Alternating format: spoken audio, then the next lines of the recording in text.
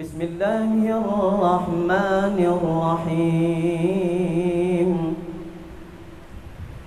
إن الذين سبقت لهم منا الحسنى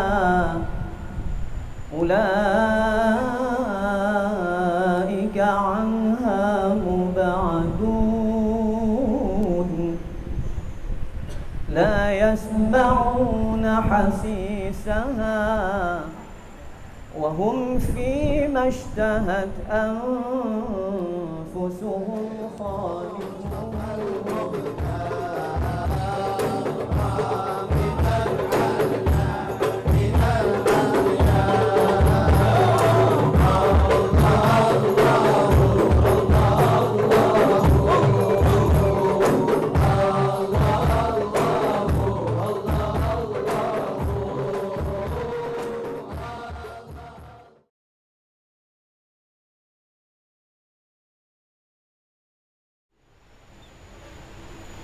Assalamualaikum warahmatullahi wabarakatuh. Waalaikumsalam.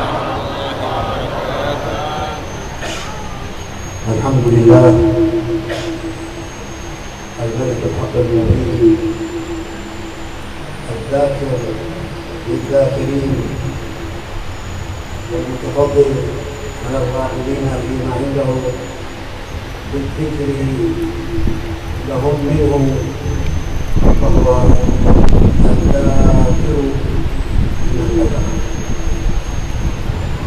Bismillahirrahmanirrahim. Assalamualaikum warahmatullahi wabarakatuh.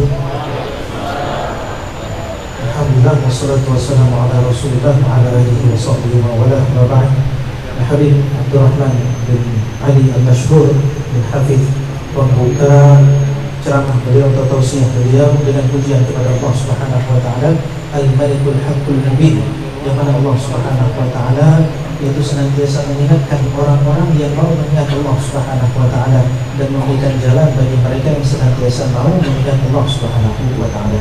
وهو الذي وعد الذاكرين بذكرهم له بقوله فاذكروني أذكركم واشكروا لي ولا تكفرون. Dan Allah Subhanahu wa taala yang mengingatkan orang-orang yang mengingat akan dirinya dengan firman-Nya fadhkuruni yadhkurkum, ingatlah kepadaku maka akan ingat kepada kalian.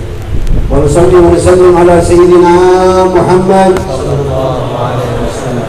سيد الذاكرين وحبيب رب العالمين مفتاح باب رحمة الله.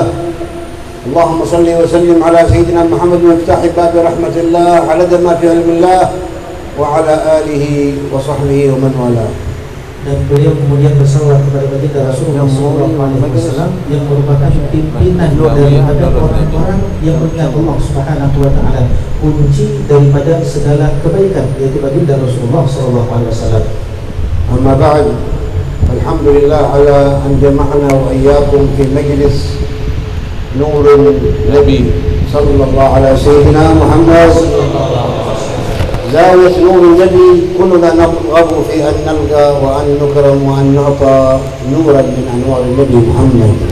Alhamdulillah kita dikumpulkan di tempat ini, yaitu Zawiyah Nur Nabi, yang mudah-mudahan kita semuanya dimuliakan Allah Subhanahu wa taala, diberikan dengan cahayanya bagi Nabi Muhammad sallallahu alaihi wasallam. ورحم الله الشيخ هشام حقاني الذي هو مرجع لهذه الطريقة النقشبندية. بارك الله فينا جمهوري أطال الله بعمره وبارك الله فيه وزاده علما وعملا واقتداء بالنبي محمد وزيارة من نوره، وجعله إماما في ظاهر الأمر وباطنه، إماما للمسلمين، وهو ما أنزله الله في المنزل الاقتداء، فهو الإمام وغيره من يقول الله آمين. Dan kemudian beliau mendoakan rahimahullah taala Syekh Hisham Haqqani, yang mana beliau memberikan kebaikan, salah satunya adalah kepada Ustaz Jamburi, dan Al-Habib mendoakan agar Ustaz Jamburi itu dipanjangkan umurnya, diberikan keberkahannya, dan Allah Subhanahu wa taala berikan kepada beliau kebaikan yang nampak dan yang tidak nampak. فقد نفع الله بهشام الحقاني الحقاني الذي هو كثيرا ما انتشرت طلبته وطريقته النقشبندية التي يحملها إلى كثير من بقاع العالم، خاصة في أوروبا، في أمريكا، في بريطانيا، في عدد من دول العالم. لقينا بعض أتباعه في ماليزيا وهنا في إندونيسيا. بارك الله لهم في جهودهم وكثر الله الذاكرين والذاكرات الذين أعد الله لهم مغفرة وأجرا عظيما. Dan alhamdulillah kebaikan daripada guru-guru beliau ini bisa dirasakan daripada seluruh penjuru dunia yang mengikutinya, bukan hanya di tempat kita saja, tapi juga ada di Malaysia, ada di Singapura, ada di seluruh belahan dunia, yang ini menunjukkan bahwasanya itu kebaikan daripada Allah Subhanahu wa taala yang Allah berikan. فطريقة الأخيار في جميع الأقطار الكل مرجعهم إلى سيدنا محمد النبي المختار. وكما سمعتم كلام سيد الوالد عليه رحمة الله وذكركم خبر عنه أبا حتى حينما ذكره كان يخبرنا بهذا الوصف الجميل، التعبير الذي يخبر عن كيف يجتمع أهل الأنوار، فيقول في كلامه: الأنوار تتراحم لا تتزاحم، الأنوار تتراحم لا تتزاحم. مثلا لو كان في مجلسكم 100 سراج أضفنا إليها 1000 سراج، 2000 سراج تتحمل، ولو 100,000 سراج، نور فوق نور يهدي الله لنوره من يشاء. Kemudian beliau juga menyebutkan tentang kebaikan-kebaikan tersebut, dan semua kebaikan ini itu tidak menolak kebaikan yang lain, tidak menutup kebaikan yang lain. Sebagaimana beliau menyebutkan tadi, al-anwar yataraham la tatazaham, tataraham la tatazaham. Sesungguhnya cahaya-cahaya yang disebarkan oleh para ulama-ulama kita ini, yang mana cahaya tersebut memberikan rahmah, memberikan kasih sayang, menebarkan kasih sayang, bukan tatazaham, yaitu mengikut yang satu daripada yang lain, tapi saling bersama-sama menebarkan kasih sayang, bukan saling mendominasi daripada yang lain. وهكذا حينما دخلنا والجمع ما شاء الله في احتساب، وجدنا الشيخ يستقبلنا إلى السيارة، كان معنا في مظهر المحبة والوفاء والولاء والتواضع الذي هو يكسو صاحبه رفعة. يرفع الله الذين آمنوا منكم والذين أوتوا العلم درجات، للعلماء درجات فوق درجات المؤمنين. يقول ابن عباس ب500 درجة، ما بين الدرجة والدرجة مسيرة 500 عام. هكذا حال أهل التواضع. وما من تواضع لله رفعه. الرفعة من الله يأتي إلى أهل التواضع والانتصار والابتدار والاضطرار. Kemudian beliau bercerita, itu semuanya kami dapatkan dari awal kami datang ke tempat ini. Ketika kami datang ke tempat ini tadi dengan menggunakan mobil, kami mendapati cahaya tersebut terlihat. Beliau Syekh Jamburi ketika kami datang itu terlihat penyambutan yang luar biasa yang menunjukkan cinta dan tawadhu pada Allah Subhanahu wa taala. Beliau menyambut kami di depan pintu mobil, dan ini merupakan salah satu derajat yang ditinggikan oleh Allah Subhanahu wa taala kepada mereka yang berilmu. Yarfa'illahu alladziina aamanu minkum walladziina utul ilma darajat. Dan derajat-derajat ini tidak ada satupun yang tahu berapa tingkatan satu derajat dengan tingkatan yang lainnya. Walaupun dalam sebagian riwayat disebutkan antara satu derajat dengan derajat lainnya itu sampai 500 tahun jaraknya. Dan ini merupakan sesuatu yang luar biasa yang Allah berikan kepada mereka yang diberikan keilmuan oleh Allah Subhanahu wa taala. Dan gambaran yang kedua itu tawadhu'nya. Dalam hadis baginda Rasulullah sallallahu alaihi wasallam menyebutkan, "Man tawadha'a lillah rafa'ah." Siapa saja yang tawadhu, merendahkan dirinya dengan tujuan adalah karena Allah Subhanahu wa taala, tidaklah dia dapatkan melainkan Allah akan mengangkat derajat orang tersebut. Dan inilah yang kami dapatkan dari awal ketika kami masuk ke tempat majelis ini. ولهذا نرى أن أهل العلم والفضل حينما يبرزهم الله في أي مكان هم أهل ذكر وفكر وأهل صلة بالله دائمة، هم مع الله. فأهل الله نسبوا إلى الله لأنهم دائما في حضورهم مع الله. الله عز وجل يقول في الحديث القدسي: أنا جليس من ذكرني، أنا جليس من ذكرني، فمن ذكرني في نفسه ذكرته في نفسي ومن ذكرني في ملأ ذكرته في ملأ خير منه أو خير من ملئه. فلا شك أن هذه الزاوية هي زاوية الذكر، زاوية الفكر، زاوية الاجتماع على ما يرضي الله من المؤمنين والمؤمنات، من الذاكرين والذاكرات. هذا العنوان من رب الأرض والسماوات وخطيبنا في صحيح القرآن: والذاكرين الله كثيرا والذاكرات أعد الله لهم مغفرة وأجرا عظيما. يقول سيد العمر بن محمد بن سالم الحبيب حفظه الله: انظر لو تأملت قول الله أعد الله، من يعد للذاكرين؟ الله. لو أعد لك ملك من ملوك الأرض ضيفك وقال لك أنا أعددت لك هذا الطعام، ماذا تقول في حق هذا الملك؟ تواضع؟ أما هذه الأخلاق. ومن يقعون جميع ملوك الأرض ورؤسائهم عند ملك الملوك رب الأرض والسماء، وهو الذي يبشر الذاكرين والذاكرات أنه أعد لهم هذا العطاء. أعد الله لهم مغفرة يكفي، زاد لهم وأجر مع المغفرة أجر يكفي، قال أجرا عظيما. يقول سيد الحبيب عمر: من يعرف حقيقة عظمة العظيم الله، لا يعرف إلا الله، الله إلا الله، هو أعد. من الذي يعرف ما أعد؟ لا يعرف أحد. أنه أعده هو لهم مغفرة وأجر، قدر الأجر هذا عظيم، ما قدره العظيم، لا يعرف العظيم إلا العظيم الله جل في علاه. Dan beliau kemudian menyebutkan ahli atau ahli ilmu dan ahli fadl di tempat manapun mereka berada selalu merupakan cirinya dua, yaitu senantiasa zikir dan fikir. Itu ciri utama daripada orang-orang ahli ilmu dan orang-orang yang diberikan karunia oleh Allah, yaitu senantiasa berzikir dan berfikir.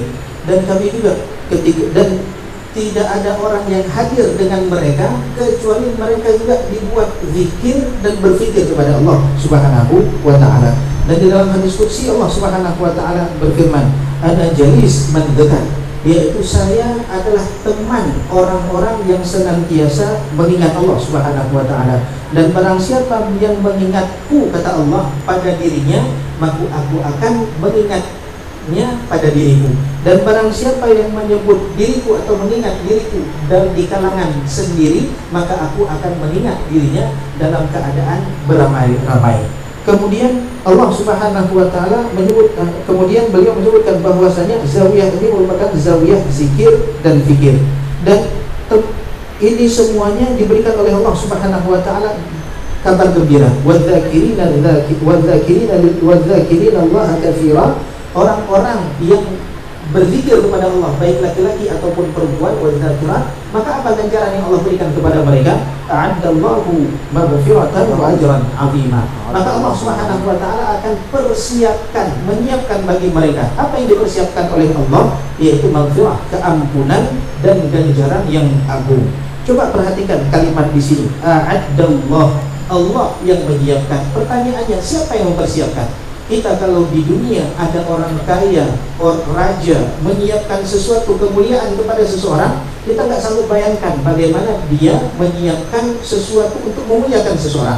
Apalagi yang menyiapkan ini adalah Allah Subhanahu wa taala. Bagaimana apa yang dipersiapkan Allah untuk memuliakan seseorang? Mungkin nggak sanggup kita pikirkan bagaimana yang mempersiapkan itu Allah.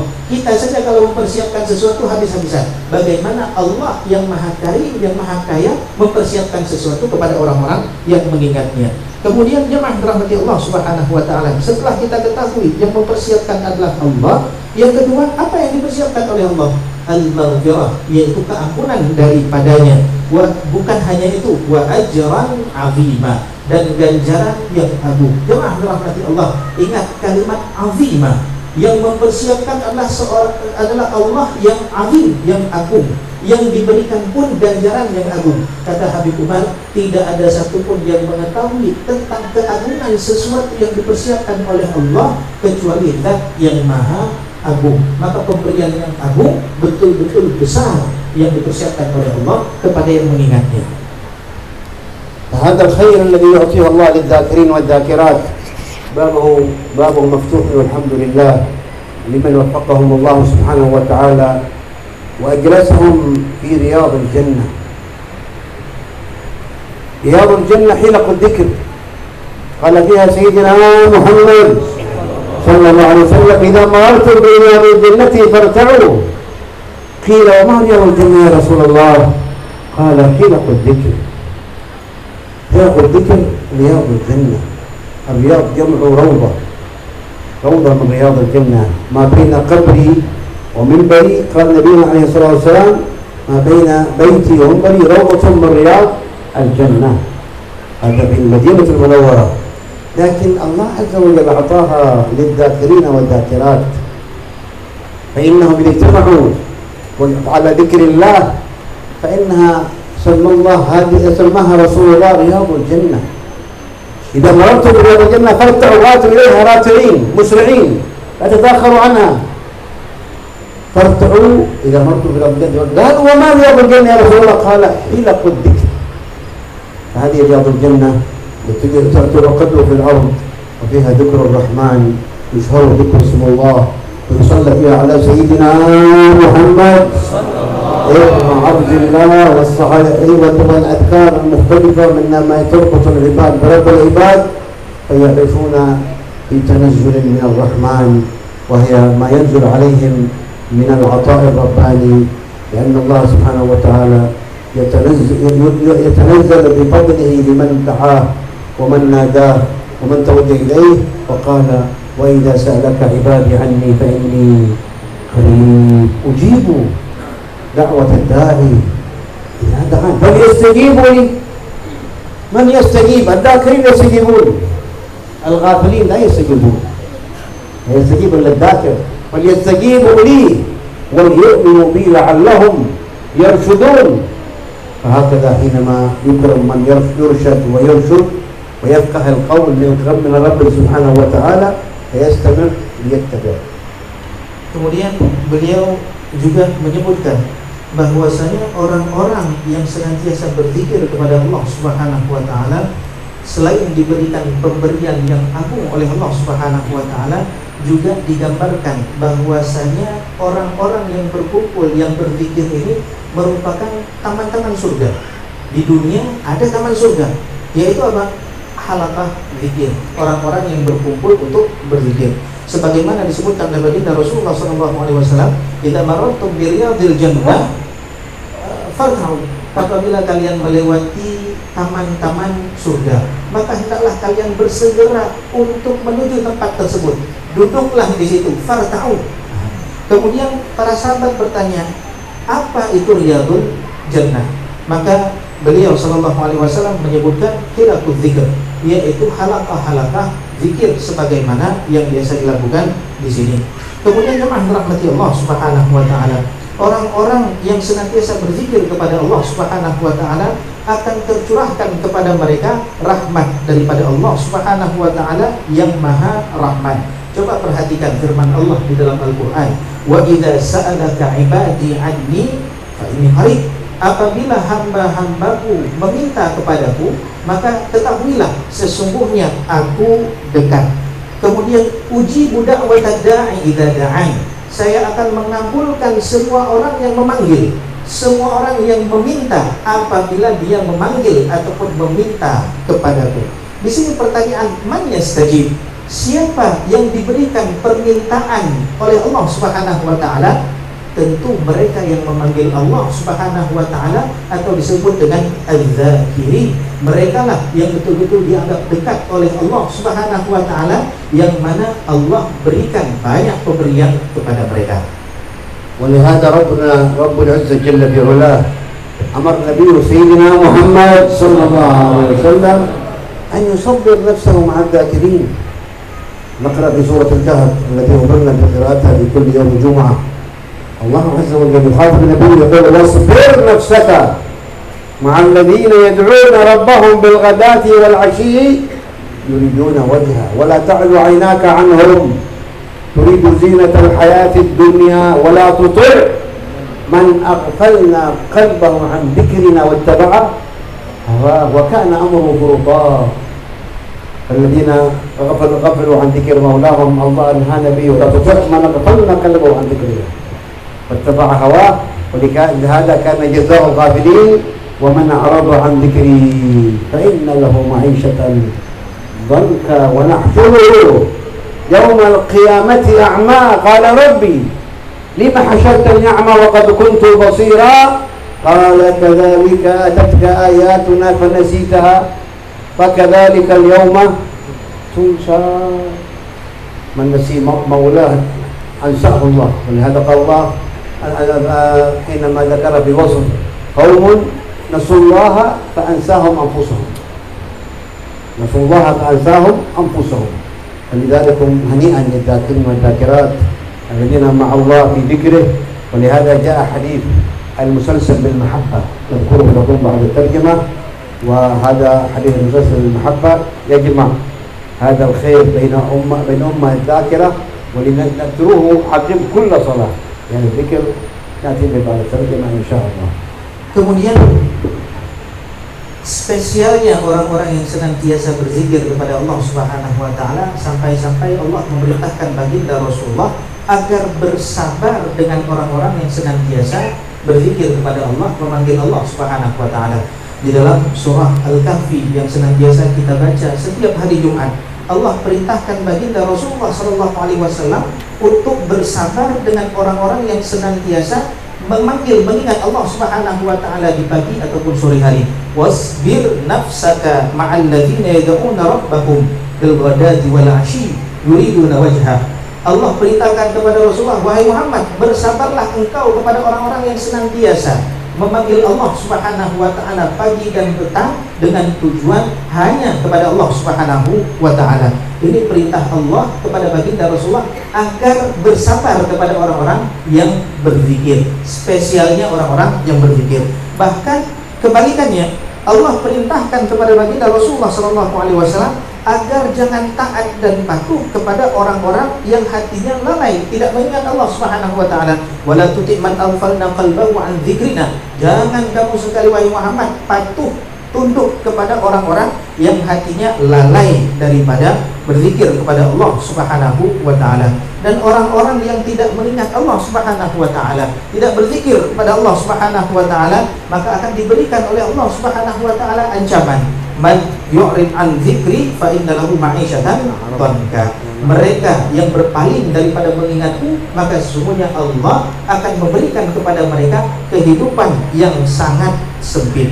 Begitu juga orang-orang yang disebutkan di dalam ayat ini, yaitu ada orang-orang yang nanti di hari kiamat Allah Subhanahu wa taala bangkitkan mereka dalam keadaan buta.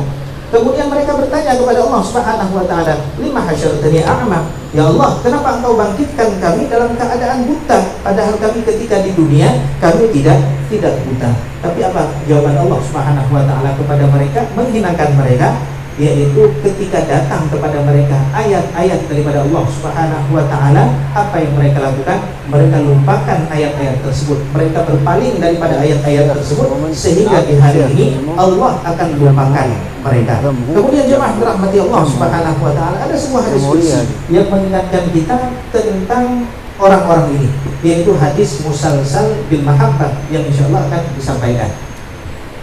هذا حديث المسلسل بالمحبة الذي حدثنا نبينا سيدنا محمد صلى الله عليه وسلم. سيدنا معاذ بن جبل الصحابي الأنصاري خاطبه النبي قال له يا معاذ إني أحبك، يا معاذ إني أحبك فلا تدعن أن تقول دبر كل صلاة اللهم أعني على ذكرك وشكرك وحسن عبادتك، اللهم أعني على ذكرك وشكرك وحسن عبادتك. هذا القول كما حدثه سيدنا معاذ، رسول الله حدث سيدنا معاذ من لقيه في زمانه من الصحابة والتابعين، كلما أراد أن يحدثهم يقول له إن قبل أن يحدثه يقول إني أحبك. هذا يسموه الحديث المسلسل بالمحبة، الحديث المسلسل بالمحبة. ونحن الليل التقينا مع الكاي والشيخ جمهوري ولقينا بالمحبة. فنقول له يا شيخ جمهوري إنا نحبكم، وهذا حديث مسلسل بالمحبة، فلا تدعنا أن تقول دبر كل صلاة اللهم أعني على ذكرك وشكرك وحسن عبادتك. وهذا مسلسل بالمحبة أخذناه عن جمع من شيوخنا من أدركناهم.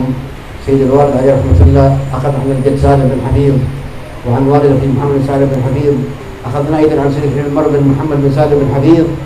كان لقاء في ماليزيا كوالالمبور، كان هناك مجلس في مسجد معاذ بن جبل، أخينا علي بن الحامد، علي بن الحامد هو مجلس في مسجد معاذ بن جبل اسمه معاذ ابن جبل، فكان الاسم مناسبة أن كان حضر سيد عمر بن حامد الجيلاني عليه طال الله عمره، وسيد عمر بن محمد بن سالم بن حبيب، فأجاب الحاضرون في حديث المسلسل بالمحبة.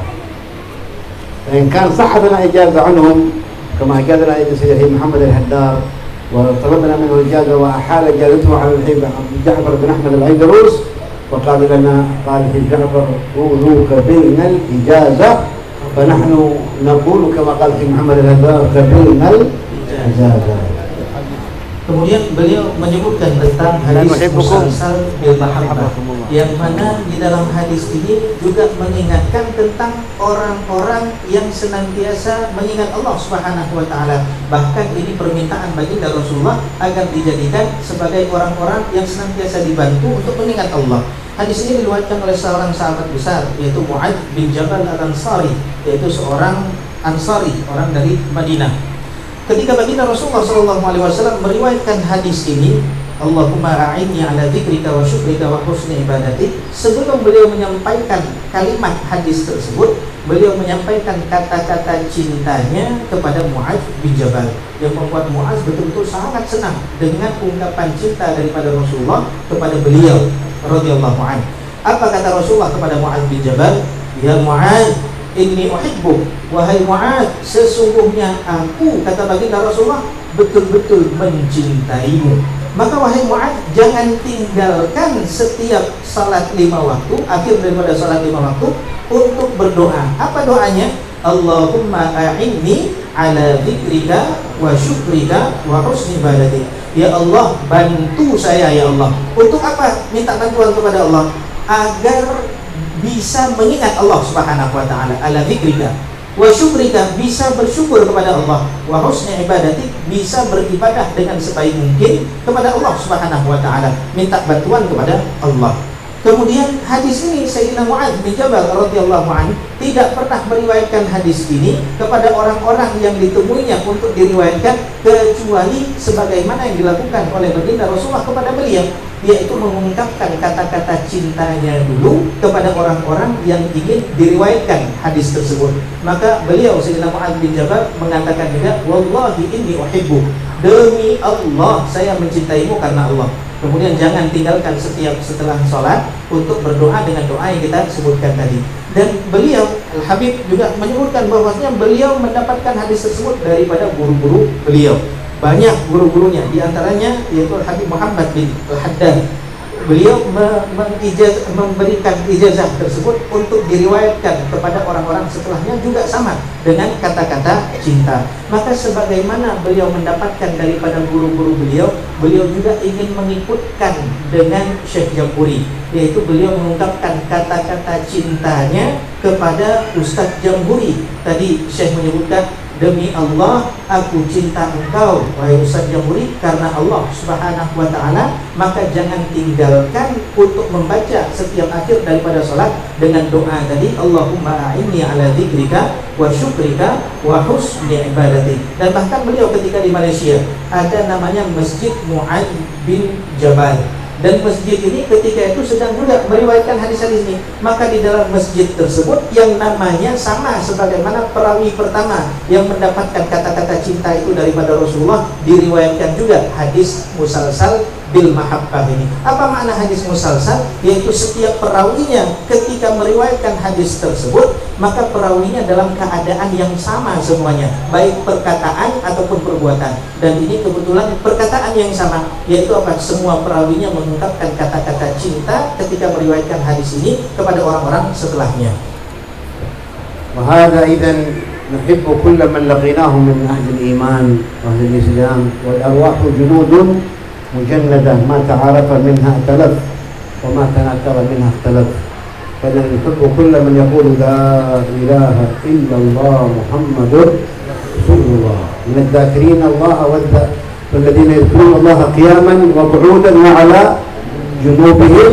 هذا الذين ذكرهم الله سبحانه وتعالى، جمع الذكر مع الفكر حينما ذكرهم الذين يذكرون الله قياما وقعودا وعلى جنوبهم ويتفكرون في خلق السماوات والأرض ربنا ما خلقت هذا باطلا سبحانك فقنا عذاب النار ربنا إنك من تدخل النار فقد أخزيته وما للظالمين من أنصار ربنا إننا سمعنا مناديا ينادي بالإيمان أن آمنوا بربكم فآمنا ربنا فاغفر لنا ذنوبنا وكفر عنا سيئاتنا وتوفنا مع الأبرار ربنا وآتنا ما وعدتنا على رسلك ولا تخزنا يوم القيامة إنك لا تخلف الميعاد. الجواب استجاب لهم ربهم أني لا أضيع عمل عامل منكم من ذكر أو أنثى بعضكم من بعض. فهكذا حينما يخبر الحق بهذه خواتيم سورة آل عمران ليكرمنا ربنا الرحمن بحق من يذكر الله كثير من الرجال والنساء فيقولون هذا الفضل. فاجتمعنا على هذا المائدة مقدرات المولد سمعنا ما شاء الله شيخ يقرأ مولد بأقلام ويصلح الأمر حفظه الله وتدعونا الأذكار وأيضا الأناشيد الطيبة والدفوف التي كان رسول الله عليه وسلم قد ضربت على رأسه الدف إحدى نساء الأنصار نزلت أن إذا رجع رسول الله من الغزو وهو سالما أن تضرب على رأسه بالدف كما هو الدف الطار. فقال أهل السير فلما أن عاد رسول الله صلى الله عليه وسلم قالت له يا رسول الله إني نذرت أن إذا عدت سالما لأضربن على رأسك بالدف. يقول سيد الحمار حفظه الله يظهرون هذا الحديث قال وأي رأس أعظم من رأس رسول الله. فالذين لا يأبون هذا المظهر فقد قبله رسول الله وهو سيد الخلق صلى الله على سيدنا محمد فقد ضرب على رأسه بالدف. وقد استقبله الأنصار بالأبيات التي سمعناها حينما دخلنا طلع البدر علينا من ثنيات الوداع يضربنا النساء بالدف نساء الأنصار استقبلنا النبي سيدنا محمد. هذا شعار أهل السنة شعار أهل المحبة يفرحون بذكر النبي وكلما يربط الخلق بالخالق وهي وسائل في دائرة الحضور دائرة المحبة ودائرة التعبير. اليوم أخذت الأفكار التعبير في اللهو واللعب والطرب وقل الأدب وسكروا ووقعوا في المخدرات والمشكلات وهم يعيشون في غفلة عن ذكر ربهم. ولكن أهل الذكر الله مرتبطون بمولاهم يذكرون الله قياما وقعودا وعلى جنوبهم. هم أهل ذكر وفكر يتفكرون في خلق السماوات. فلذلك نرجو الله عز وجل القبول بهذه الأعمال. وإن شاء الله لنا أيضا في ذكر حال الذاكرين والمحبة في الله قصة مختصرة لأفضل التابعين أويس القرني وهو أفضل التابعين واختلف العلماء في من هو أفضل التابعين نذكره إن شاء الله بعد الترجمة. فاهم؟ Tidak paham? Apa terjemah? Laki-laki paham? Tidak? Ibu-ibu paham? Tidak? Terjemah. Dan beliau jujur kata beliau nuhibbukum, kami betul-betul cinta sama kalian.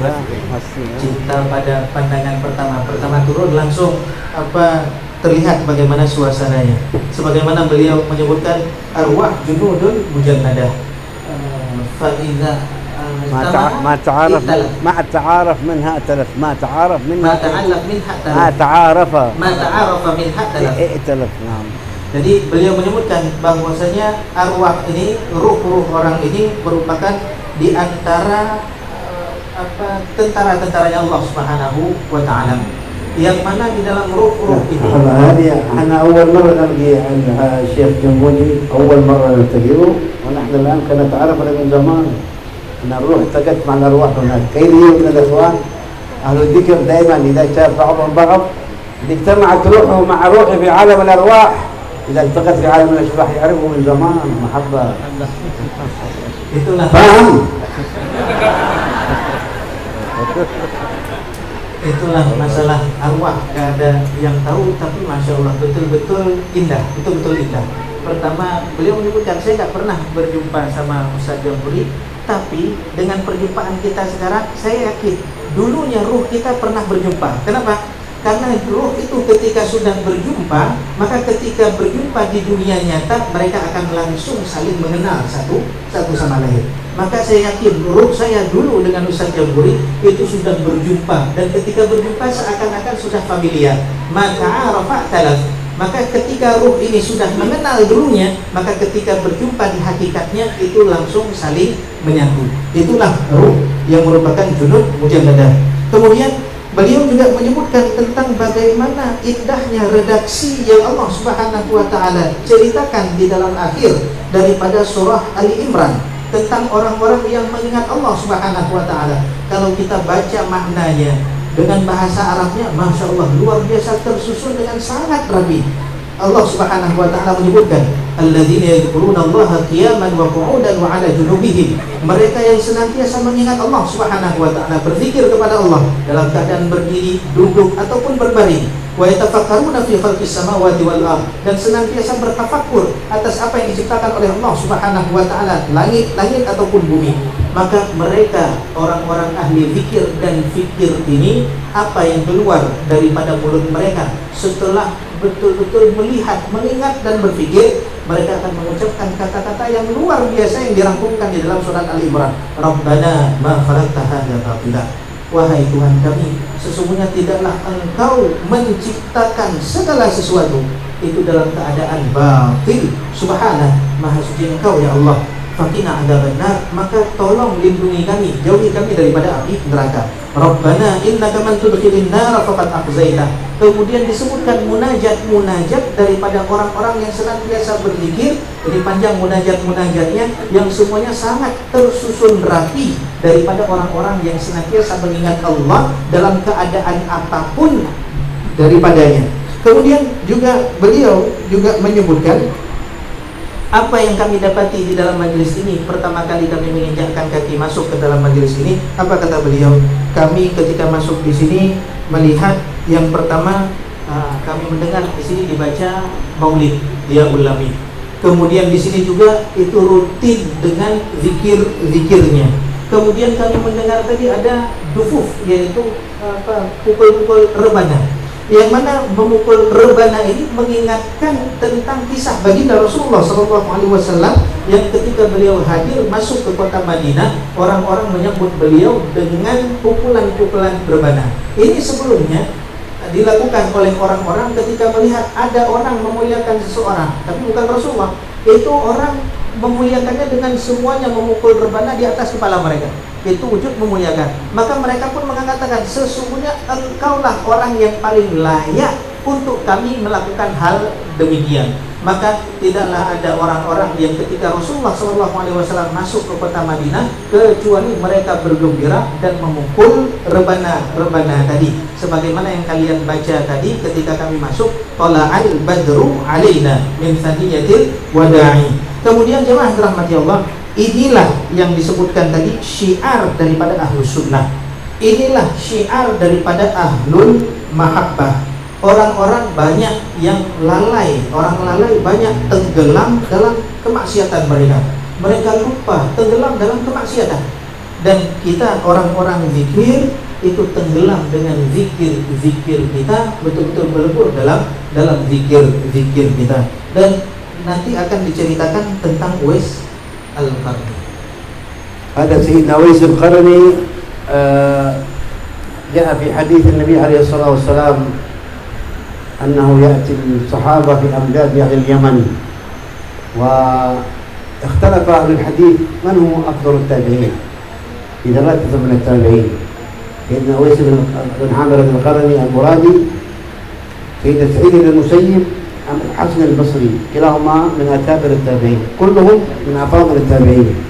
ولكن القول الراجح على أن أفضلهم أويس، لأن أويسا جاءت في نص ذكره وأخباره أخبار من النبي محمد صلى الله عليه وسلم، ذكره رسول الله، جاءت أخباره في صحيح الإمام مسلم وفي بعض الأدب في كتب الصحاح وفي كتب السير. هذا أويس النبي محمد تحدث عنه لأنه كان باليمن وأسلم مع أصحابه وجمع من أصحابه بأرض اليمن بقريته قرن. بعد إسلامهم ذهبوا إلى رسول الله، هو أراد أن يذهب معهم لكن أمه أبت وقالت له ليس لك سفر يا أويس، وكان جلس بارا بأمه. لما كان بارا بأمه أكرمه الله بهذه الكرامة الكبرى أن جعل رسول الله صلى الله عليه وسلم يذكره بأوصافه، وقال لسيدنا عمر وسيدنا علي يأتيكم أويس بن عامر القرني في أمداد أهل اليمن، إذا كان يوم القيامة يقال الناس يدخل الجنة ويقال لي أويس قف فاشفع، فيشفعه الله في عرض كربيعة ومضر، يا عمر ويا علي إذا أنتما لقيتما فاقرئاه مني السلام واطلبوا منه أن يستغفر لكما يغفر الله لكما. قال أهل السيرة أويسا كان بارا بأمه، قال لو ساقتني أمي إلى سوق العبيد تبيعني فأنا عبد لها لن أفرض أمرها. وكان قد بلغ مبلغا كبيرا من حال صدقه مع الله، حتى أنه أيضا ابتلي في زمان في عمره بمرض البهق، وهو مرض الجلد. هذا المرض الجلدي ابتلي به فطلب من الله أن يشفيها. قال لهم رسول الله علامة أويس كان به برص فبرئ منه إلا موضع الدرهم تحت منكبه الأيسر، طلب من الله أن يبقيها يذكر نعمة الله عليه. هذا أويس القرني الذي يشفعه الله في عدد كربيعة ومضر، أكبر قبيلتين في العرب. هذا له حادثة مع أحد التابعين هرم بن حيان يذكرها بعد الترجمة لأن له في ذلك صلة ومحبة في الله عز وجل. Maka beliau menceritakan tentang Uwais Al-Qarni, yang mana Rasulullah SAW pernah memberitahukan tentang Uwais Al-Qarni ini. Rasul mengatakan bahwasanya akan datang daripada Yaman Uwais Al-Qarni. Uwais Al-Qarni merupakan seorang tabi'in, tapi ada perbedaan pendapat daripada para ulama siapa tabi'in yang paling afdal. Maka ada dua, kembalinya muaranya kepada dua tabi'in. Yang pertama Sa'id bin Musayyab, yang kedua adalah Uwais Al-Qarni. Namun pendapat yang paling kuat adalah Uwais Hasan Al-Basri, tiga. Itu Imam Hasan Al-Basri, Sa'id bin Musayyab, kemudian yang terakhir adalah Uwais Al-Qarni. Dari ketiga orang tabi'in ini siapa yang paling afdal? Maka banyak pendapat yang merujuk kepada Uwais Al-Qarni. Kenapa Uwais dianggap yang paling afdal daripada semua tabi'in yang ada? Sebabnya diantaranya yaitu karena ada pemberitahuan daripada Rasulullah langsung tentang keutamaan daripada Uwais Al-Qarni yang ada di dalam kitab-kitab sunnah yang sahih. Maka ketika salah satu sebabnya kenapa Uwais Al-Qarni ini mendapatkan kemuliaan daripada Allah Subhanahu wa taala, pemberitahuan daripada Rasulullah tentang kedudukannya, karena ketika Uwais Al-Qarni ini bersama para sahabat-sahabatnya, dia memang beriman kepada Rasulullah SAW, ingin pergi, tapi apa yang dikatakan oleh ibundanya tidak mengizinkannya untuk pergi. Maka Uwais patuh kepada orang tuanya. Bahkan berbaktinya Uwais Al-Qarni kepada ibundanya itu tidak pernah terlihat dalam sejarah. Betul-betul sangat sempurna. Dia betul-betul menganggap dirinya sebagai seorang budak di hadapan ibundanya. Apapun yang diperintah itu betul-betul taat sebagaimana budaknya taat kepada tuan. Maka baginda Rasulullah SAW memberikan kabar gembira, mengatakan kepada Sayyidina Umar, kepada sahabat-sahabat mulia yang paling dekat dengan beliau SAW, kalau datang Uwais Al-Qarni, maka berhentikan dia, mintalah syafaat daripada Uwais Al-Qarni, karena tidaklah dia meminta syafaat kecuali akan diberikan oleh Allah Subhanahu wa taala. Dan jangan lupa sampaikan salam saya kepada Uwais Al-Qarni. Kemudian mintalah doa kepadanya, karena memang Uwais Al-Qarni ini sangat diijabah doanya, sangat mustajab dakwah. Kemudian Uwais Al-Qarni ini itu memiliki ciri, disebutkan oleh Rasulullah cirinya, yaitu punya penyakit kulit, yaitu ada baras di sebelah tangan kirinya. Maka ketika tahu ada yang bernama Uwais dengan cirinya tersebut, maka jangan lupa untuk meminta banyak kebaikan atau minta doa daripada Uwais Al-Qarni. هذا أويس القرني طلبه أحد التابعين يسمى هرم بن حيان، لما سمع أن أويس أوصاف أويس يتحرى أن رسول الله أحبه أراد أن يلقاه، فهو يبحث عنه أين أويس؟ أين أويس؟ بعد فترة من الزمن كان ذات يوم يمشي على شاطئ نهر الفرات في العراق، إذا برجل وصفه الذي وصفه رسول الله أشهب ذو صهوبة بعيد ما بين المنكبين ضارب بدقنه على صدره من خشية ربه، صاحب خشية وتواضع وانكسار لله. فلما أن رآه سيدنا هرم فرح بلقياه، أقبل عليه بكليته: السلام عليك يا أخي أيوب بن عمرو القرني المرادي اليمني. قال أهل السيرة فقابله سيدنا أويس بوجه يتلألأ نور ومحبة، وقابله على السلام وعليك السلام ورحمة الله وبركاته يا أخي هرم بن حيان. قال: عجب لأمرك يا أويس، عرفتك بوصف الذي وصفه رسول الله سيدنا محمد صلى الله عليه وسلم، كيف عرفت اسمي؟ قال: لو أما أنا فقد عرف اسمي اسمك حينما عرف رسمك في عالم الأرواح. وتلا عليه قول النبي صلى الله عليه وسلم: الأرواح جنود مجندة ما تعارف منها أتلف وما تنكر منها اختلف. وجاء في الحديث الآخر: اتقوا فراس المؤمن فإنه ينظر بنور الله. قال: عرفت اسمك يا أويس يا هرم؟ قال: يا أويس إني أحبك. قال له: أحبك الله كما أحبني من أجله. قال: يا أويس إني أريد أن أصحبك أمشي معك أستفيد منك. قال: أما هذا فلا، إني أمشي في غبراء الناس لا أحد يعرف بي، لا يريد أن يزدحم الناس عليه. قال: يا أويس إني أريد، قال: يا أويس ألا تحدثني حديثا سمعته عن رسول الله صلى الله عليه وسلم؟ قال: ما أني لم ألقى رسول الله صلى الله عليه وسلم بحياته، فداه أبي وأمي رسول الله وقد لقيه جمع من أصحابه، خذ ذاك منهم، أنا رسول صحابي. قال: يا أويس أبيت أن أرافقك، أبيت أن تحدثني ماذا بعد هذا؟ قال: الفراق يكفي. قال: إن كان ولا بد فادع لي. قال أهل السيرة: فاستقبل أويس القبلة وتوجه إلى الله وقال: اللهم إن هذا أخي يحبني فيك فأرني وجهه في الجنة. قال أهل السيرة: فارق كل منهما أخاه يودعه بالبكاء والدمع. كان فيه وصف النبي محمد صلى الله عليه وسلم: رجلان تحابا في الله اجتمعا عليه وتفرقا عليه بالسبعة الذين يظلهم الله تحت ظل عرشه يوم لا ظل إلا ظل. اللهم اجعلنا من المتحابين بك يا الله. آمين. فهم دعاء آمين. اللهم اجعلنا متحابين فيك آمين. اجتمعنا على طاعتك آمين. Berjemaah. Kemudian ini masih ada hubungannya dengan ruh tadi. Ini belum selesai ceritanya. Ini Uwais Al-Qarni ketika zaman beliau ada yang bernama Hiram bin Hayyan. Hiram bin Hayyan itu ketika membaca hadis-hadis daripada baginda Rasulullah SAW, beliau takjub. Ini tabi'in. Saya juga hidup semasa tabi'in. Dia betul-betul mencari orang yang disebutkan oleh Rasulullah di dalam hadisnya, dan itu adalah Uwais Al-Qarni dan masih hidup.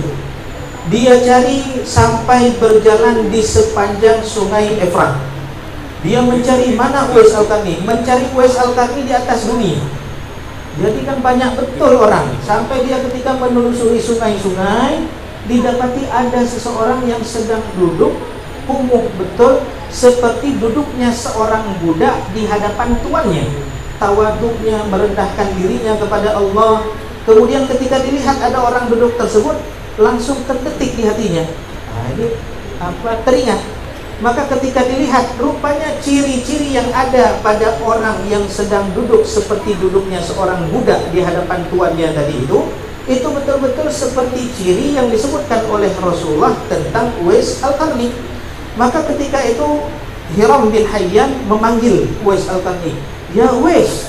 Maka ketika itu Uwais mengangkat kepalanya dan betul-betul dia melihat, Hiram bin Hayyan melihat cahaya yang luar biasa pada keteduhan wajah daripada Uwais Al-Qarni, walaupun keadaannya seperti itu. Kemudian Uwais Al-Qarni pun bertanya kepada Hiram bin Hayyan, "Kamu dari mana tahu saya? Kamu dari mana tahu saya? Kita nggak pernah berjumpa, nggak pernah ini." Apa katanya? "Saya tahu engkau daripada hadis baginda Rasulullah dan saya betul-betul cari." "Kenapa kamu yakin itu adalah saya? Kenapa kamu manggil langsung, 'Wahai Uwais'? Kenapa katanya, 'Apa betul kamu Uwais?' Tapi langsung bertanya, 'Wahai Uwais'." Kemudian apa jawaban daripada Hiram bin Hayyan? Al-arwah junukun mujannadah, fa idza ma ta'arafa ma'talaf. Ruh itulah salah satu daripada tentara-tentara Allah. Kalau di alam ruh pernah berjumpa, maka ketika berjumpa secara fisik itu langsung seperti tersengat, ada alirannya. Jadi terasa ini seperti di alam dulu pernah berjumpa. Maka saya yakin itu adalah engkau, wahai Uwais.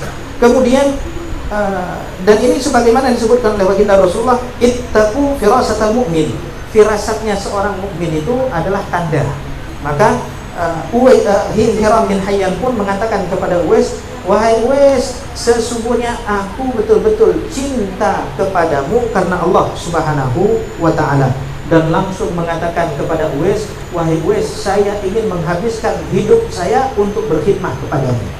Langsung mewakafkan dirinya kepada Uwais Al-Qarni. Apa kata Uwais? Enggak, saya enggak butuh kepada orang-orang dalam menjalani kehidupannya. Saya enggak butuh. Terus apa yang kau butuhkan? Saya butuh agar kita berpisah saja. Berpisah. Enggak, saya enggak mau kamu berkhidmat kepada saya. Pisah saja. Kemudian kalau begitu, kalau memang kamu nggak mau, maka doakan saya. Apa yang dilakukan oleh Uwais? Uwais pun mendoakan Hiram bin Hayyan dengan kata-katanya, "Ya Allah, ini saudara saya ya Allah. Dia cinta saya karenamu ya Allah. Maka masukkan dia ke dalam surga." Langsung dapat doa daripada Uwais Al-Qarni. Mendengar doa daripada orang yang doanya mustajab.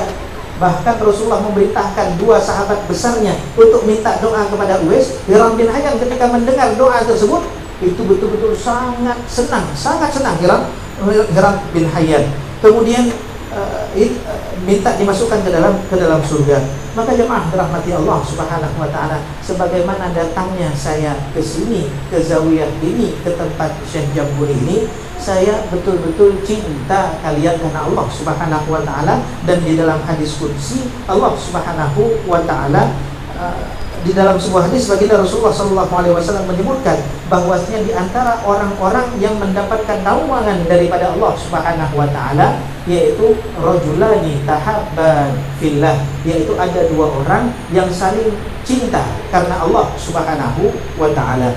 Dan beliau berdoa, "Ya Allah, jadikan kami orang-orang yang saling mencintai karena Allah Subhanahu wa ta'ala." Insyaallah narjullah an yaj'alna mutahabbin fillah. Amin. Mudah-mudahan Allah Subhanahu wa ta'ala jadikan kita betul-betul saling mencintai karena Allah Subhanahu wa ta'ala. Insyaallah narjul dzikra bisyafa'ah min Rasulillah. Dan mudah-mudahan kita semuanya mendapatkan syafaat daripada Rasulullah SAW. Syafa'at as-sahabah عليهم رضوان الله وآل البيت الطيبين الطاهرين، سيدنا الحسن أهل الكتاب، سيدنا علي بن أبي طالب الحسن والحسين، سيدنا فاطمة الزهراء، ندخل في شفاعتهم إن شاء الله.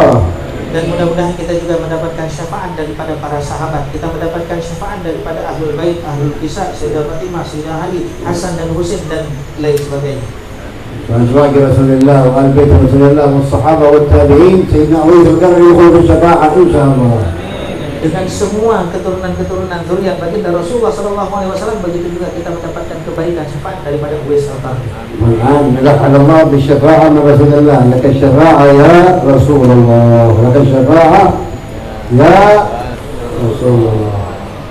Karena memang yang betul-betul kita harapkan adalah syafaat daripada baginda Rasulullah, karena tidak ada yang diberikan syafaat khusus kecuali hanya baginda Rasulullah Sallallahu Alaihi Wasallam. نطلبها من قلوبنا بحرقة بتوجه صدق يا الله شفع فينا سيدنا محمد. Maka mintalah dengan hati yang tulus kepada Allah Subhanahu wa taala agar kita diberikan syafaat. نقولها الآن بصير كلكم تحفظوها. نقول بوجهة صادقة لك الشفاعة يا رسول الله يا نبي يا نبي يا رسول الله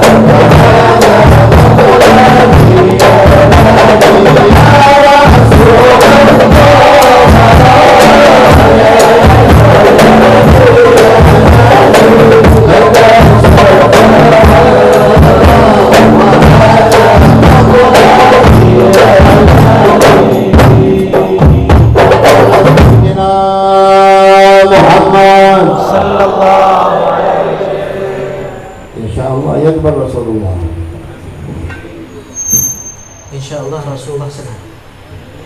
InsyaAllah yashfa' fina. Allah insyaallah memberikan syafaat. InsyaAllah yashfa' fina wa fi ummatihi. Mudah-mudahan Allah juga memberikan syafaat pada umatnya baginda Rasulullah. يشفع لإخواننا في فلسطين محل بهم من العذاب، محل بهم من البلاء، محل بهم من المصيبة، تسلط عليهم أعداء الله وأعداء رسوله، صهاينة اليهود وأعوانهم عذبوا المؤمنين والمؤمنات بغير ما اكتسبوا، قتلوا الأطفال، قتلوا النساء، قتلوا العزل، منعوهم الغذاء، منعوهم الدواء، أنزلوا قوتهم فيهم، فالله القوي القادر على أن يلحق عذابه بهم وينزل عليهم غضبه. ونتوجه إلى الله بالفرج لأمة الإسلام.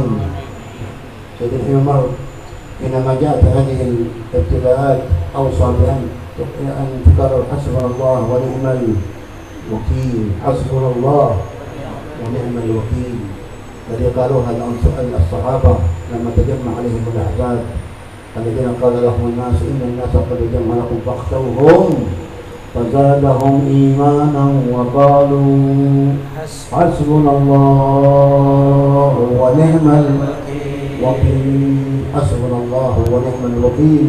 قال الله انقلبوا بنعمة من الله وفضل لم يمسسهم سوء واتبعوا رضوان الله والله ذو الفضل العظيم. ترى في تلك المرة أراد بتكرارها 450 مرة، لو تقرأ بعد كل 7 سنين تبلغ 450. فنوصي إخواننا بأن يحضروا هذا الذكر القرآني بنية الفرج للمسلمين في فلسطين وفي كل مكان. Beliau juga mendoakan agar orang-orang Palestina juga mendapatkan syafaat, mendapatkan bantuan daripada Allah Subhanahu wa taala. Beliau menceritakan apa yang terjadi di Palestina. Orang-orang kafir membunuh anak-anak, membunuh perempuan, membunuh orang-orang yang berdosa, menghancurkan tempat-tempat ibadah, menghancurkan rumah-rumah, menghancurkan segalanya apa yang mereka punya. Bahkan bukan hanya menghancurkan, mereka juga menghalangi obat-obatan untuk sampai kepada yang sakit, menghalangi makanan sampai kepada orang-orang lapar, menghalangi minuman sampai kepada orang-orang yang haus dan dahaga. Itulah yang dilakukan oleh orang-orang kafir sekarang kepada kaum muslimin yang ada di Palestina. Dan kita perlu mendoakan mereka agar Allah Subhanahu wa taala membukakan pintu pertolongan daripada Allah Subhanahu wa taala kepada mereka. Dan Sayyidil Habib Umar itu berwasiat agar kita juga membantu mereka, dan di antara bantuan kita kepada mereka merasakan sakit apa yang mereka rasakan itu dengan memperbanyak membaca kalimat Hasbunallah wa ni'mal wakil sehari 450 kali. Setiap setelah sholat 90 kali, maka 9 kali 5 450 kali. Itu kita baca sebagai wujud kita perhatian kepada mereka dengan Hasbunallah wa ni'mal wakil. قراءة هذه الآية ربنا اغفر لنا ذنوبنا وإسرافنا في أمرنا وثبت أقدامنا وانصرنا على القوم الكافرين 11 مرة. Dan juga doa yang disebutkan tadi, Rabbana ighfir lana dzunubana wansurna 'alal qawmil kafirin wa israfana fi amrina wa tsabbit aqdamana wansurna 'alal qawmil kafirin, itu juga dibaca 11 kali. قراءة آية وفوض أمري إلى الله إن الله بصير بالعباد 11 مرة. Itu juga wa ufawwidu amri ila Allah innallaha basirun bil ibad, itu juga 11 kali. وإذا أوصى بقراءة آية الكرسي كلها وردت في السنة بعد كل صلاة قبل كل نوم عند الخروج من المنزل، عند الدخول من المنزل زيارة الإخلاص والقولتين قد ورد في الحديث من واظب عليها أدر الله الرزق على المنزل حتى يفيد الجيران. Begitu juga sebagaimana banyak hadis daripada baginda Rasulullah yang maknanya untuk senantiasa kita melazimkan baca ayat kursi dalam 4 keadaan: keluar rumah, setelah sholat, kemudian khuruj minal masjid, masuk ke dalam rumah. Tapi kalau masuk ke dalam rumah ditambah dengan qul huwallahu ahad dan muawwidzatain. Barang siapa yang masuk ke dalam rumah baca ayat kursi dan 3 qul ini, maka Allah Subhanahu wa taala akan limpahkan rezeki bagi keluarga tersebut sampai melimpah, tetangga-tetangganya pun dapat. كذلك قراءة القرآن القرآني وذكر النبوي القرآن رب اشرح لي صدري ويسر لي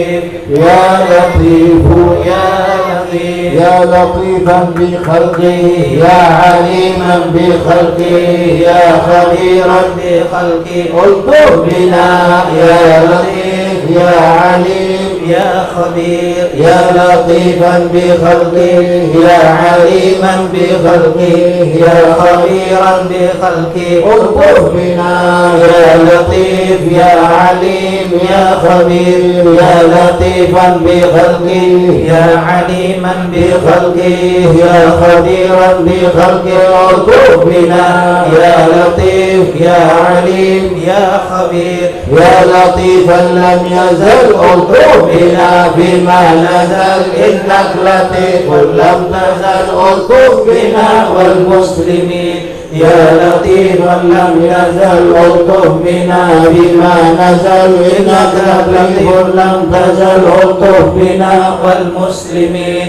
يا لطيفا لم يزل الطف بنا بما نزل إنك لطيف لم تزل الطف بنا والمسلمين يا أرحم الراحمين يا أرحم الراحمين يا أرحم الراحمين فرج على المسلمين يا أرحم الراحمين يا أرحم الراحمين يا أرحم الراحمين فرج على المسلمين يا أرحم الراحمين يا أرحم الراحمين يا أرحم الراحمين فرج على المسلمين أصلح الله أمور المسلمين صرف الله شر المؤذين أصلح الله أمور المسلمين صرف الله شر المؤذين أصلح الله أمور المسلمين صرف الله شر المؤذين ربنا اغفر لنا ذنوبنا وإسرافنا في أمرنا وثبت أقدامنا وانصرنا على القوم الكافرين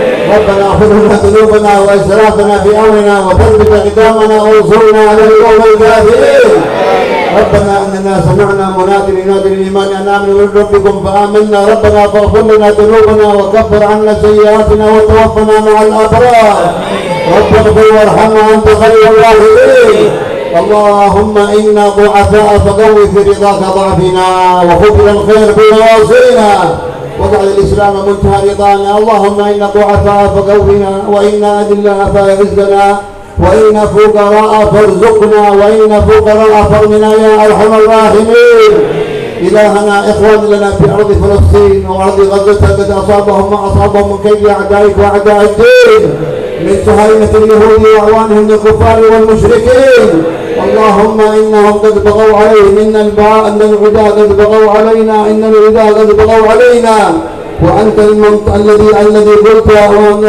الذي تنصر المظلومين فانصرهم يا رب العالمين وأنت القائل لا تحسبن الله غافلا عما يعمل الظالمون إنك لست غافل عن فعل الظالمين نسترحمك لأهل فلسطين فارحمهم يا رحمن نسألك أن تلطف بهم يا رب والطف بالمسلمين في أرض فلسطين تولى ضعفاءهم تولهم مرعاهم وكن عن اللهم وتقبل موتاهم بشهداء يا رب العالمين اللهم أعينهم وتولهم مرعاهم وأطعم جائعهم يا الله اللهم اشف مرضاهم اللهم عاف مبتلاهم اللهم كن لهم واحفظهم وعينهم في كل حال اللهم احفظ بيتك المسجد الحرام وكنافه وما حواليه مما باركت فيه احفظه من كيد اعداء المله والدين اجعل كيد الكائدين في نحورهم اجعل يا ربنا تدبير بيدبيرهم اجعل الداعين عليهم يا ربنا يا ربنا يا ربنا يا ربنا يا ربنا انت لنا كاف وغوث ومعين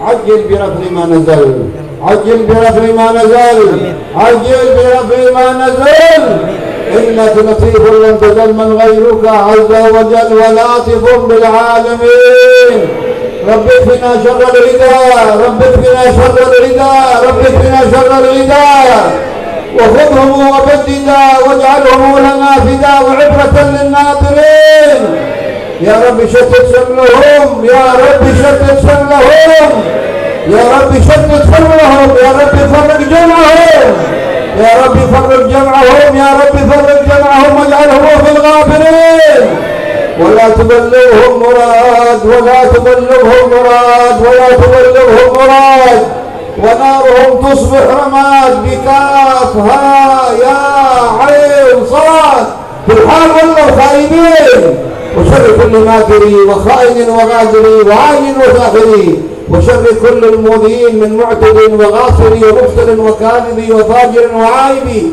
وحاسد والشامتين يا ربنا يا ربنا يا ذا البهاء وذا السماء وذا العطاء وذا الغنى أنت مجيب السائلين يسر لنا أمورنا واشرح لنا صدورنا واستر لنا عيوبنا فأنت بالستر الجميل واغفر لنا ذنوبنا وكل ذنب عندنا وامن بتوبة لنا أنت حبيب التائبين بجاه سيدنا الرسول بجاه سيدنا الرسول الحسنين والبطول والمرتضى أبو الفضول وجاه جبريل الأمين ثم الصلاة والسلام على النبي خير الأنام وآله الغر الكرام وصحبه والتابعين يا عمدتي يا عدتي يا منقذي من شدتي وجهت لك وجهتي عجل بغوضي يا عظيم وسخر الأسباب وذلل الصعاب وافتح لنا الأبواب للنصر منك يا كريم وافتح لنا الأبواب بالنصر منك يا كريم وافتح لنا الأبواب بالنصر منك يا كريم ورد كيد الكائد وكل طاغ مارد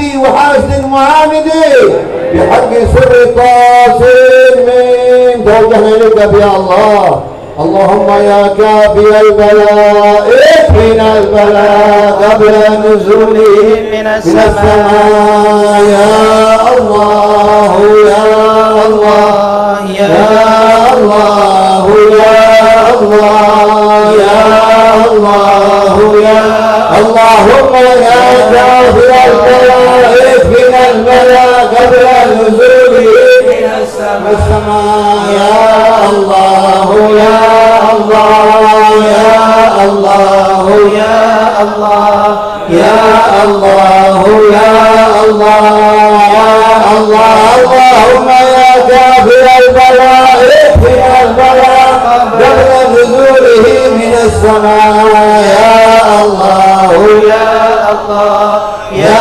الله يا الله يا الله يا الله يا الله يا الله يا الله يا اللهم صل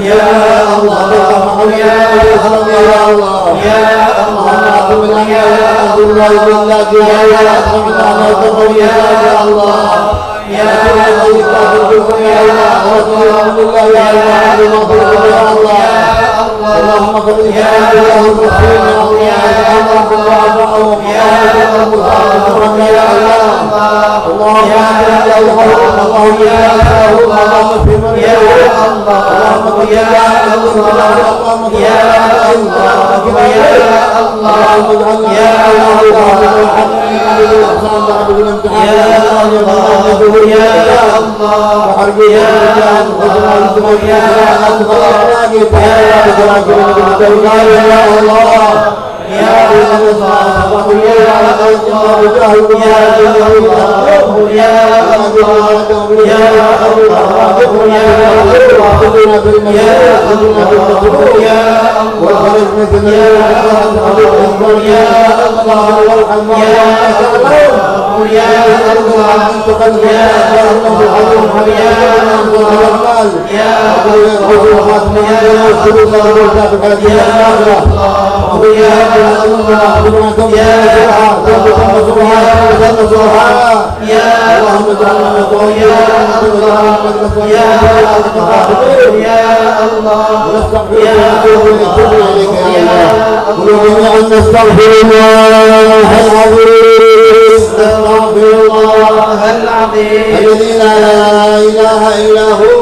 الذي لا إله إلا هو الحي القيوم ونتوب إليه الله العظيم الذي لا إله إلا هو الحي القيوم ونتوب إليه نستغفر الله العظيم الذي لا إله إلا هو الحي القيوم ونتوب إليه الله العظيم الذي لا إله إلا هو الحي القيوم ونتوب إليه نستغفر الله العظيم الذي لا إله إلا هو الحي القيوم ونتوب إليه اللهم تب علينا توبة نصوحا توبة نصوحا توبة نصوحا توبة لنا نسقى بعدها بذرتنا بها جسما وقلبا وقالبا وروحا. اجعلنا وإياكم الذين يستمعون قولك يتبعون أحسنه. ثبتنا بالقول الثابت على لا إله إلا الله. حسن الخاتمة عند الموت. حسن الخاتمة عند الموت. حسن الخاتمة عند الموت.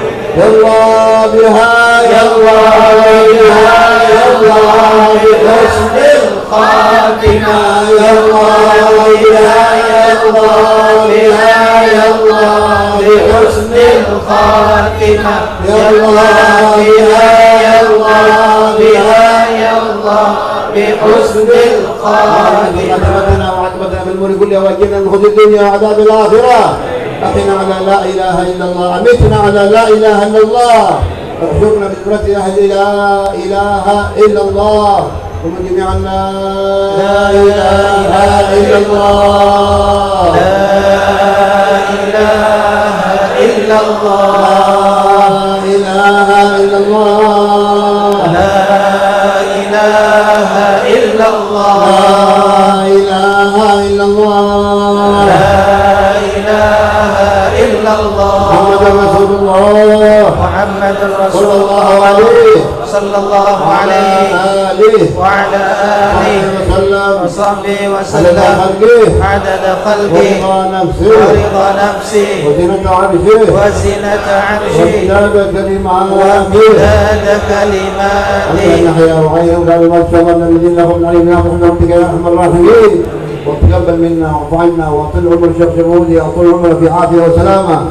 تغشى مواصل المغفر الرحمن والرضوان الشيخ ناصر الحقاني نسأل الله يعيده الدرجات وقدم المطلوبات ويضاعف له الحسنات. ناظم الحقاني وجميع رسوله من شيخ الشبندية أجمعين وشيخ الطرق الصوفية أجمعين على البركات في كل حين. ربي فانفعنا ببركتهم. ربي فانفعنا ببركتهم. ربي فانفعنا ببركتهم. واهدنا الحسنى بحرمتهم. واهدنا الحسنى بحرمتهم. وأمتنا في طريقتهم. وأمتنا في طريقتهم ومعافاتهم لفتني. ربي فانفعنا ببركتهم. واهدنا الحسنى بحرمتهم. وأمتنا في طريقتهم ومعافاتهم من الفتن. الله